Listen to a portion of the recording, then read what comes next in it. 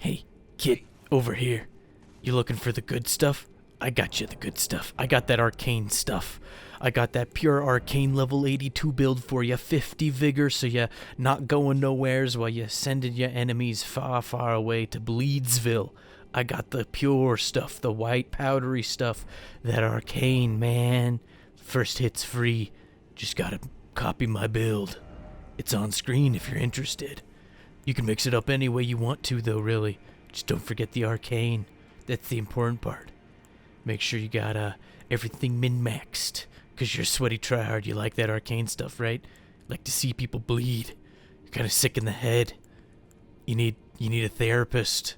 You need professional help. You need a strong, supporting family. You need parents in the household to watch out for you. Need to not anger the giant red albinurics who are creepily approaching. Let's get to the invasions. Hi, how are you? I'm good. I'm doing well. I'm distracted today, I'll admit. Why am I distracted? Well, because early yesterday morning, patch 110 came out, and I had footage to sift through. I still had a video I wanted to upload. So this is patch 1.09 for what you're seeing, and this is, I didn't know it at the time, but apparently my last hurrah. I kind of feel bad it's a level 80 build and not a meta level build, but I just was having fun in the level 80 brackets, doing a little less serious stuff. And turns out Elden Ring 2.0 would release. I know it's patch 1.10 or whatever, but it's really Elden Ring 2.0. They changed so much. The entire poise system for PvP was flipped on its head. Hyper armor's back. The grab angles for backstabs were increased or what have you. So many things changed. The whole feel of the game is different. The skeleton may be the same, but all the sinews and muscles and blood is completely different. It's like we got a surprise FromSoft game that you had a lot of spoilers about, but you still need to relearn the whole system. So any trick you might have had knowing that, oh, with this number of poise, I can, face tank a one-handed katana and trade with the enemy effectively, that's gone now. Now, almost every weapon will poise break you. There's a couple exceptions, but on the first hit, they'll poise break you, and it's subsequent hits that seem to have half of the poise damage. And there's a lot of technical numbers, and it'll be released as time goes on. I don't know all the details. To be honest, I haven't played against anybody yet at the time of this recording. I'm a little bit of a sham, a little bit of a liar. I hope you can forgive me for that, but I'm going to be distracted during all of this. It's just, I'm excited, I want to go play it, but I want to get this content out to you and show you the fun an arcane build can have. I liked this build a whole lot at level 60. It was pretty effective, but level 80 feels right for the build. The time to kill is a little shorter. You feel like your hits are a lot punchier. I was actually starting to get it in my head how to get great swords to work well. Since patch 1.09 buffed the speed of greatswords on a lot of their attacks. So they were feeling good. I was starting to like them a whole lot. Now they've changed yet again, probably for the better. And so now Elden Ring is just Dark Souls 4. It's this strange happy medium between Dark Souls 3's zero poise, or zero active poise system, or zero passive poise system, I should say, and Dark Souls 1's poise system. And so we're here in this strange happy medium where we have a whole lot to learn, and I'm excited. It's crazy. It takes a huge amount of confidence and trust to make a change quite like that. But FromSoft did it anyways, and they did it a month before Armored Core is supposed to happen. I don't know how to feel. I was going to get ready for Armored Core. I was probably going to play it. Don't know if I was going to make any videos about it, And then I was going to get ready for the DLC for Elden Ring, and I figured that would be the next major change. I was going to release some PvP videos. I was hopefully going to be done with the lore through that I'm working on by then. But no, Elden Ring 2 is here, and now I just have a huge itch to just play the PvP and rediscover everything along with everyone else. I've learned a lot. I'll have a couple more things under my belt, but it's going to be crazy nonetheless. A couple spell combos I've heard still exist, like Catch Flame. Not Catch Flame, O-Flame, the big melee range pyromancy. Apparently, if you hit somebody with a charged version of that, you can still combo it with a light attack from a straight sword, but to be fair, the O-Flame combos into a lot of things, so it's going to be interesting to find out how different weapons feel, and hopefully new metas will arise. From what it seems like, FromSoft came out of the woodwork and they said, you know what, screw it, get off our backs, we're going to make everything significantly stronger and see what that does. And if everything has the chance to posture break just about, with a few exceptions, hammers might be usable, fists might come back into circulation, people might be using single spears, just the stuff you never really saw with the sweaty bunches. And it's pretty neat. It's the revitalization I felt like the game needed.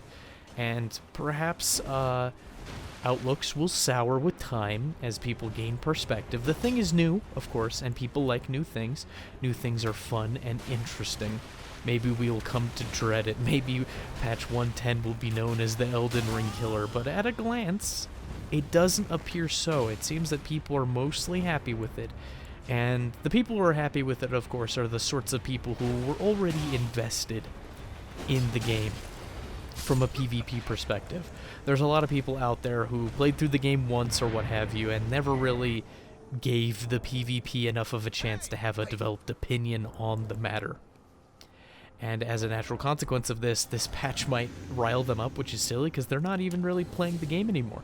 But some people who had loved the PvP in previous Souls games are coming back because they didn't like the PvP in Elden Ring, and this might be exactly what they need to come back.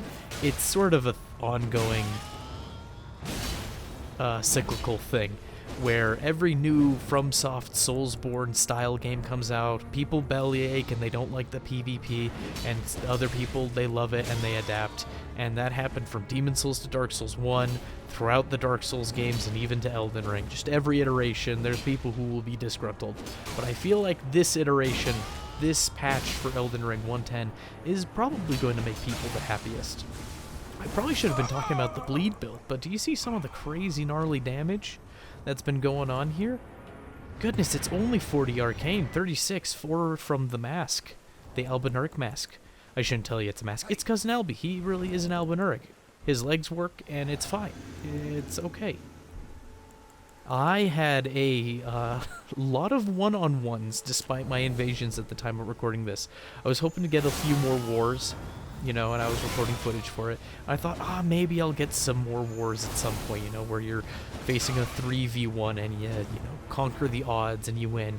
And I had a lot of duels instead, and then they patched the game, so I might play on Cousin Alby again, even with this build, and kind of see how it feels after the fact. But recapturing 1.09, it's gone. So this might be a little tiny footnote in the history of Elden Ring. Kind of funny for me to be here as a very small content creator in experiencing the passage of time. And I think I fought this mutual attraction guy like 3 times. And he's a brave sucker going for the great sword, you know. A lot of it you can react dodge. It's a very technical weapon. The ultra great sword, the colossal great sword, I mean. The whole colossal class takes a lot more brain power than people realize to utilize effectively. And I'm curious to see how that's going to change, because apparently hyper armor doesn't just give you active poise frames through certain attacks, but it also gives you some damage reduction, and I have no idea what the numbers is. I don't know if it's a notable amount, but that's just an interesting concept, that slugging through attacks, not only will you be able to trade thanks to hyper armor and not have your attack interrupted, but you will take less damage as a consequence. It's neat. It's a whole new game, and it just has a framework that we vaguely understand, and it's going to take a lot of experimenting. I feel like the game has re-released, and we're back at the beginning. And while the PvE aspects are going to be a little old hat, and we're already very familiar with it, not a whole lot changed there, it's going to take some practice and experience to get that game sense back, my underdeveloped game sense. But watch this. This is a highly risky maneuver that had no reason for being this risky. I should have backed up, honestly, but it worked out well. I went in there and I just started slugging with the stupid axe, got myself backstep, but it didn't matter. It was a twofer, and one was the host. That's the scary thing about the Ripple Sword and the Ripple Crescent Halberd on any Arcane build. Drawstring Grease with Sleep, it feels like cheating. It might as well be. It makes that stupid halberd easily S tier because your ghost hits can sleep fellas, and then you can just kind of have your way with them. Get them big damage numbers. This is probably my only time using Dynast's Finesse correctly, that Ash of War on that pokey weapon. And here's my awful parries. My goodness, have I learned nothing, of course, during my whole time here with Elden Ring. I haven't learned a darn thing about how to parry, it feels like. Every time, even though I feel like I know it and I feel it, it still looks like a Hail Mary to me.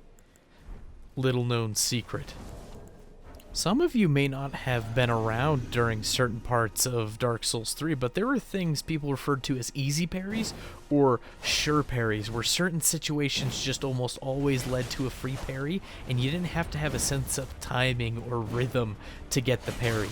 Some of which where somebody's approaching you, you throw a firebomb at them, and they do a rolling attack. And there was something about the timing where as soon as you were done with the firebomb throwing animation, your immediate parry afterwards would catch the rolling attack, and it worked with a lot of weapons in Dark Souls 3. There was other instances where you could hit somebody twice with a straight sword and just go for the parry if they tried to attack at a hit stun. And things like that, or what have you. Like, there were things you could do to guarantee parries that just the timing was perfect, and you just did the parry immediately after a certain action, and it worked out in your favor. And it feels like there's not so much of that in Elden Ring. There's some situations where you can tell some people are always doing the same running attack, or some people are always doing the same attack out of hit stun. So there is a little bit of it, but because of just how parries feel, it doesn't feel sure. And thanks to the gift that keeps on giving, that is latency, nothing is sure. Even true combos are subject to change. But on a new note, I have a lot to consider when it comes to making builds now. I was kind of trying to figure out whether or not I was going to give some builds a final hurrah before I deleted them and then made new ones, see if I was going to make more lore-friendly characters or what have you, or just remix existing characters. You know, you only get 10 character slots, and that's always been a travesty for somebody like me, and maybe I need to just get in the habit of getting more character slots via having different saves on my PC. Did you see that damage?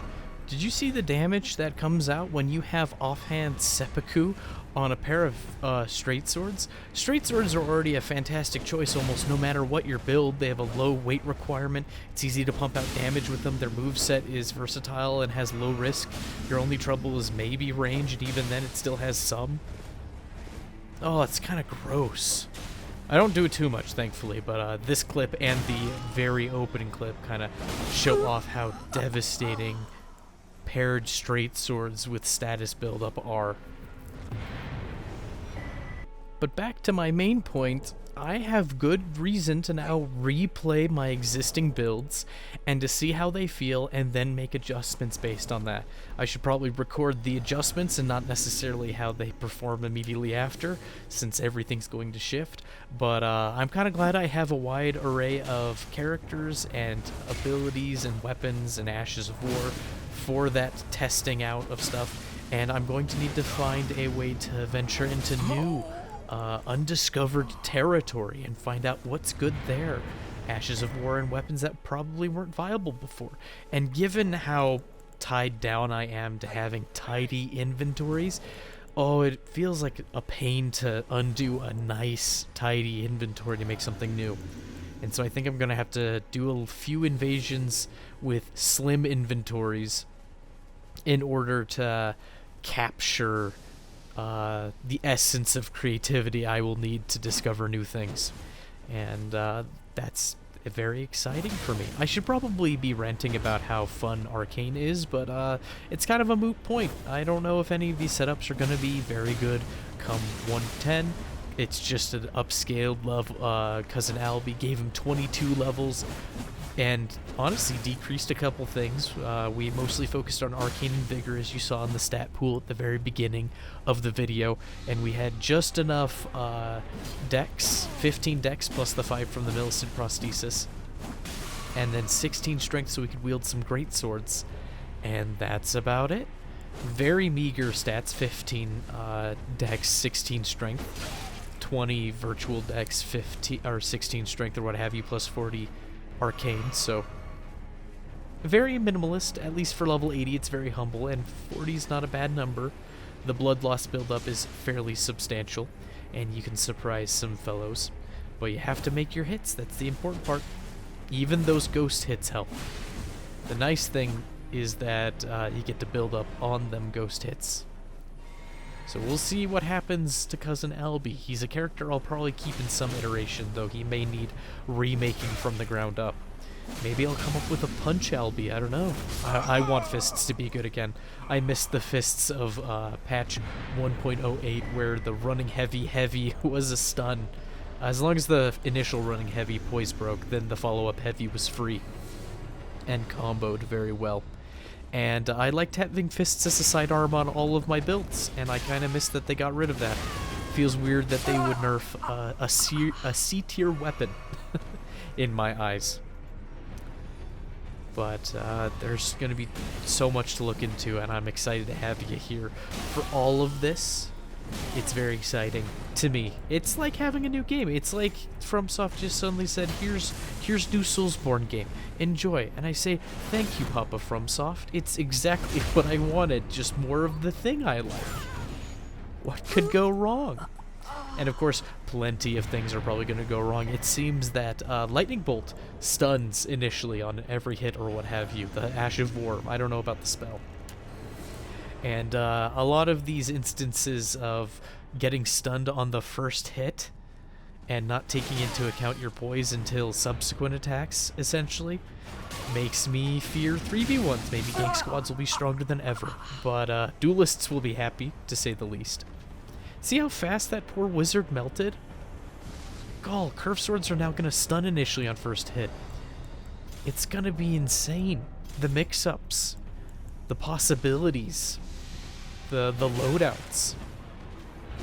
Here I just saw that this guy had really high resistances because he's wearing the mushroom armor, and I thought, alright, I'll pull out the big old status stick. That'll be fun. And I wanted to know how many hits it would take to poison him. I think it was like 4, including ghost hits. It's kind of funny, poisoning the poison build.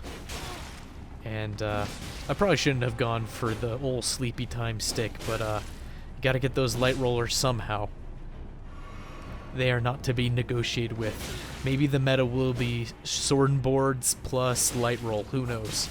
But thanks for joining me. Exciting to have you here, and look forward to new developments in the future. So many exciting developments. Bye-bye now.